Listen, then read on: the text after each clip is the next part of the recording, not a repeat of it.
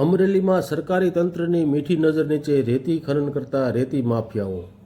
અમરેલી ખાણ ખનિજ વિભાગ આ રેતી માફિયાઓ વિરુદ્ધ કેમ પગલાં ભરતું નથી કે પછી આ વિભાગે આ રેતી ખનન માફિયાઓ સાથે ભાગીદારીમાં રેતીનો ધંધો શરૂ કર્યો છે? એવા સવાલો જનતામાંથી સાંભળવા મળી રહ્યા છે.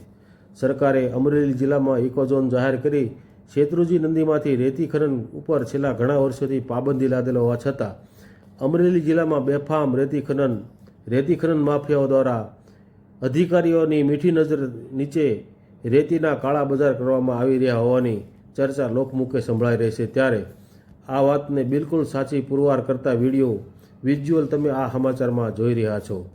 ગાવડકા ગામની સીમમાં રેતીના આવા મસમોટા 7 થી 8 જગ્યાએ રેતીના સ્ટોક હોવાની લોકચર્ચા સંભળાઈ રહી છે.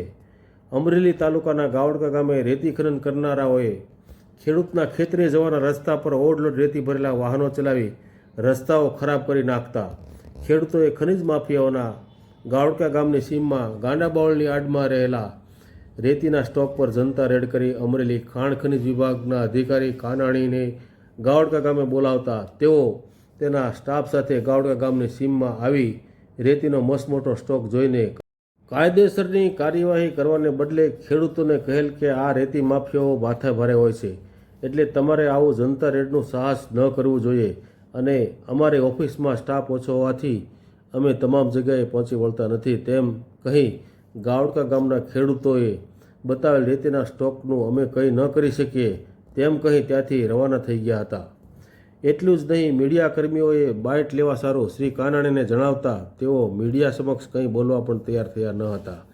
સ્થળ પર પડેલા રેતી ધોવાના 2 મશીનો કબજે લઈ પોલીસ સ્ટેશને જમા કરાવવાની જવાબદારી આ ખાણ ખનિજ વિભાગની હોય છે, પરંતુ તે 2 મશીનો અને રેતી સાળવાનો એક મોટો સારણો સ્થળ પર એમ જ છોડી અને રેતીના સ્ટોકને કોઈપણ કાર્યવાહી કર્યા વગર આ અધિકારીઓ પોતાના વાહન સાથે અને સ્ટાફ સાથે રવાના થઈ ગયા હતા. આના પરથી એ જ તારણ નીકળે છે કે આ રેતી ખનન માફિયા સાથે આ ખાણ ખનિજ વિભાગ અમરેલીની કોઈને કોઈ પણ મિલીભગત છે.